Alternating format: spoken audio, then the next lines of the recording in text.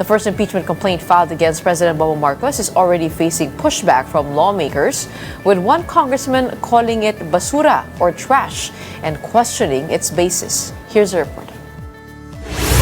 The first impeachment complaint filed against President Bongbong Marcos is not gaining traction among some lawmakers.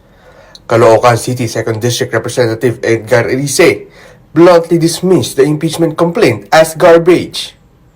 Filed by Attorney Andre De Jesus against President Marcos, Erice said De Jesus presented only news articles as evidence. Yung sinampa niya na impeachment complaint ay basura. 15 pages na walang mga ebidensya kundi mga news article. At sa tingin ko ay hindi ito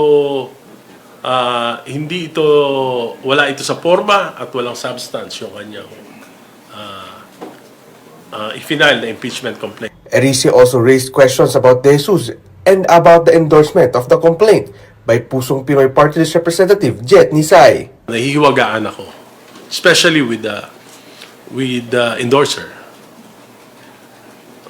Tahimik lang kasi si Kong Jep. Nagulat na lang ako siya yung nag-endorse. And he's identified with the Garcias, who are known stalwarts of the national of the NUP.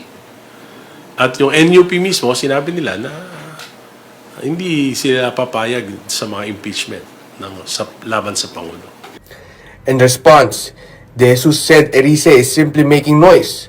He also strongly denied claims that the complaint was filed just to trigger the one-year bar rule. I specifically, expressly, categorically, and absolutely denied that this is motivated just for the purpose of triggering a ban. But these are valid, legitimate grounds that have been raised on so many occasions, not just by mainstream politicians, but also by the people at large. But nothing has been done about these particular issues. Political analyst Professor Ranjit Rai of the University of the Philippines also weighed in, saying the impeachment complaint against President Marcos appears weak and may fail early in the process.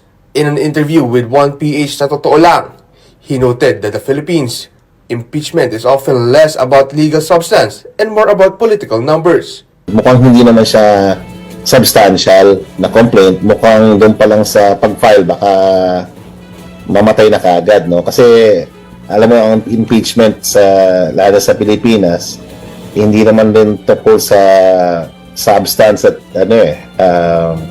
how should we say this?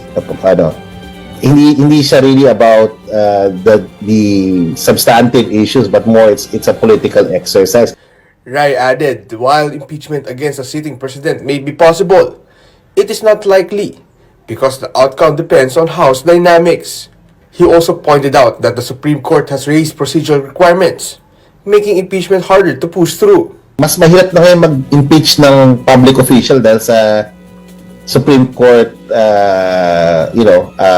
additions dun sa procedure, no? So medyo mataas yung procedural requirement para ma-impeach.